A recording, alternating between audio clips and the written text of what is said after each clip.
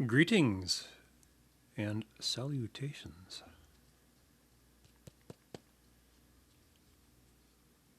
Tropic Gold. Obviously, it's not Tropic Gold.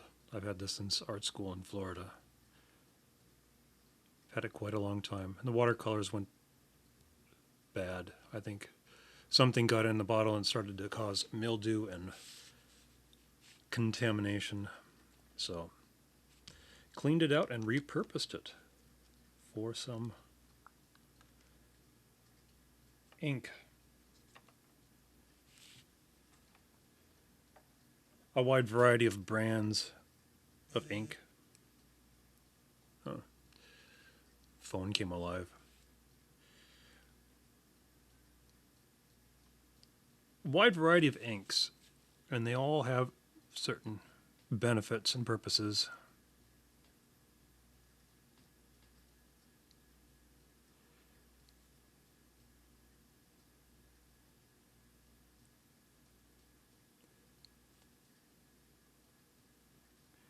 Some ink has a high contrast, high carb, but they don't flow so well in a fine pen or a fine brush. So it's good for coverage of galactic proportions, so to speak.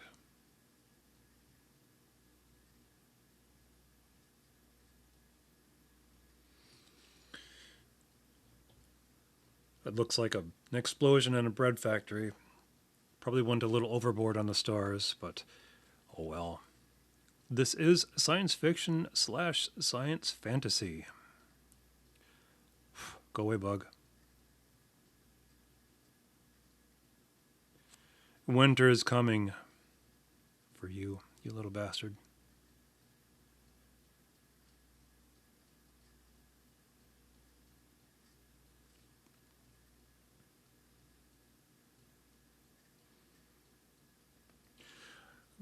What I'm doing here might seem like a little bit of tedium. Why don't you just go right up to the line? But so it's to isolate the figure from the background. Because, so, if you're insinuating a physical shape with an outline, the thickness and thinness of the outline kind of helps define certain aspects of the shape of the outline. Being thick could indicate heavy shadow. A thin line could indicate highlight. And the characteristics of this thick, thin outline can get lost if using this background, if it goes right up to the line. So part of this is to isolate the figure from the background. And then using the frisket thicker than it needs to be allows me the opportunity to create this black outline.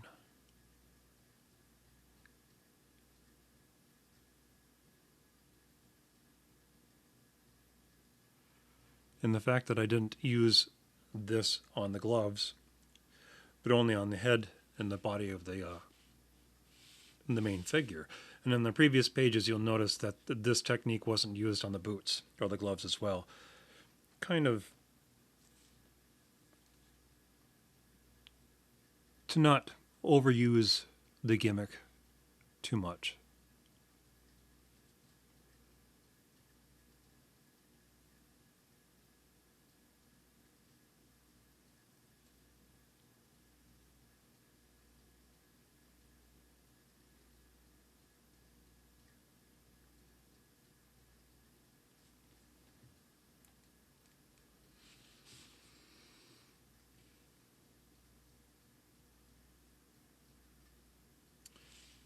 Maybe the lettering here is a little too big.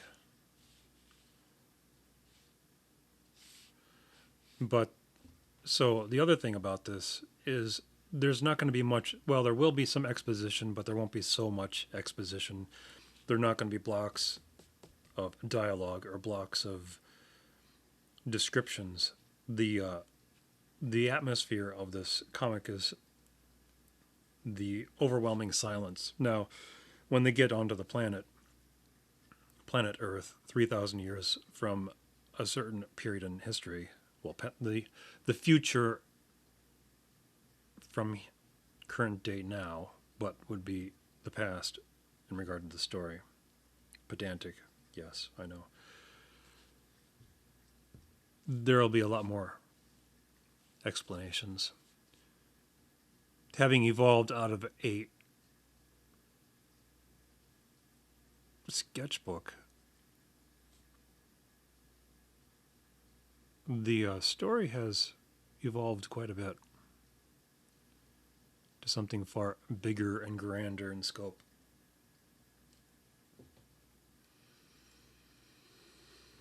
And so I kind of wonder to myself, if story is the most important thing, why not focus on the story and not so much on the fine details? A comic book is a product. It is consumed. It is intended to be temporary, disposable.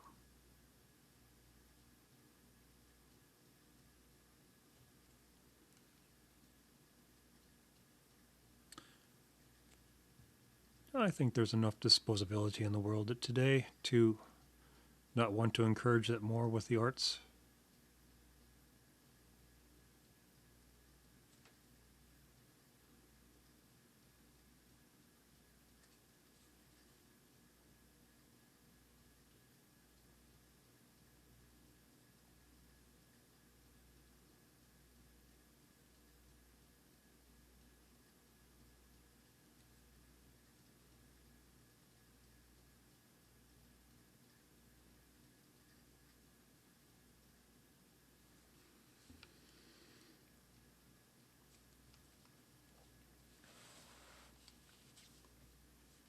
So,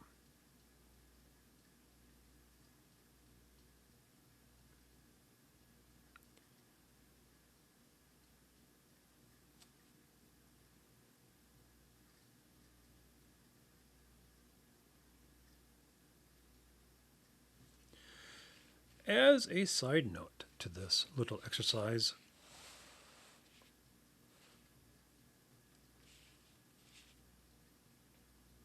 one of the first things I started to write as a child was science fiction. And I'm currently working on... Oh, Mr. Phone at it again. Currently working on a series of short science fiction pieces. And for the longest time I figured, a pen name would be good. To separate the science fiction from the non-science fiction.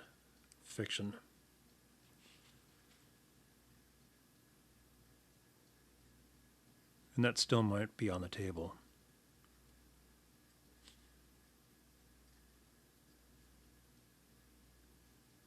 The pen name used as an effect of branding rather than hiding my identity.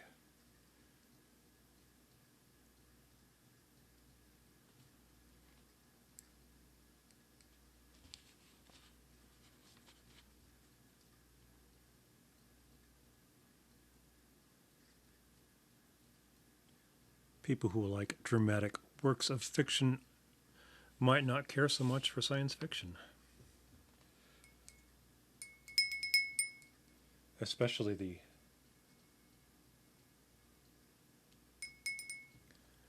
crazy dystopian science fiction that I have conjured up and finishing up as we speak. So at a certain date I'll be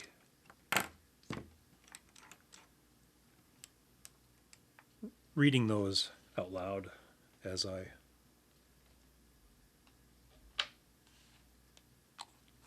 work on the illustrations.